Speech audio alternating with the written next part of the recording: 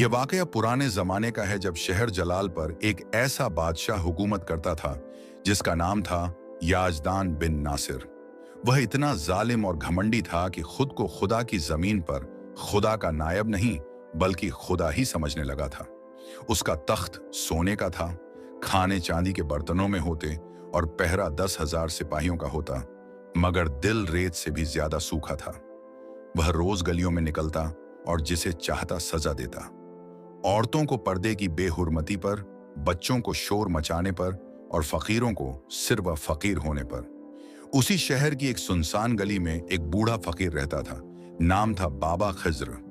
उम्र तकरीबन 70 साल, चेहरे पर नूर, आंखों में खामोशी, कपड़े फटे मगर साफ और जुबान हमेशा बंद। वह मांगता जरूर था लेकिन झुककर नहीं, हाथ उठाकर नहीं, बस एक कटोरा जमीन पर रख देता और चुपचाप बैठा रहता। लोग उसे जानते थे मगर समझते नहीं थे। एक दिन बादशाह याजदान ने शाही सवारी निकाली। घोड़े, सिपाही, ढोल बिगुल, पूरा शहर कांप उठा। रास्ते में वही फकीर बैठा था, न उठा, न झुका, न झोला हिलाया, सिर्फ आंखें बंद की और कटोरे पर जमी धूल से खेलने लगा। बादशाह रुक गया। ये कौन है जो मुझे नहीं पहचानता? सिपाही आगे बढ़े। हुजूर, एक आम फकीर है। बादशाह गुस्से से बोला, मेरे आगे कोई फकीर नहीं बैठता, इसे उठाओ और कटोरा तोड़ दो। सिपाहियों ने फकीर को झटके से खड़ा किया, धक्का दिया। उसका कटोरा टूट गया, हाथ जख्मी हो गए, मगर उसने कुछ न कहा, बस जमीन पर झुका और वहां थूका। उस थूक में कोई लानत न थी, न गाली न बद्दुआ, मगर वहां दिल से निकला हुआ सब्र का एक कतरा था जो आसमान के दरबार में फरियाद बनकर पहुंचा। फकीर ने सिर्फ इतना कहा, जिसके पास सब कुछ है वह किसी को कुछ क्यों नहीं देता, और फिर अपनी जगह पर बैठ गया, चुपचाप, जैसे कुछ हुआ ही ना हो। उसी रात बादशाह याजदान बेचैन हो गया। महल की रोशनियां जल रही थीं, खादिम मौजूद थे, मगर बादशाह का दिल घबरा रहा था। उसे लगता जैसे कोई सांप उसके सीने पर रेंग रहा हो। कुछ ही पल बाद उसने चीख मारी, मुझे कुछ हो रहा है, मुझे बचाओ। तबीब बुलाए गए, कुछ समझ न सके।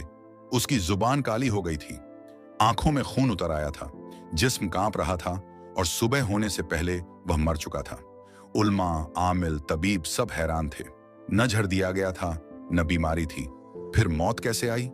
महल के एक बूढ़े गुलाम ने कहा, शायद वह थूक असर कर गया। लोग हंस पड़े, मगर उल्मा में से एक रोते हुए बोला, फकीर की थूक में कुछ नहीं था, मगर मजलूम की खामोशी में अल्लाह का कहर छुपा होता है।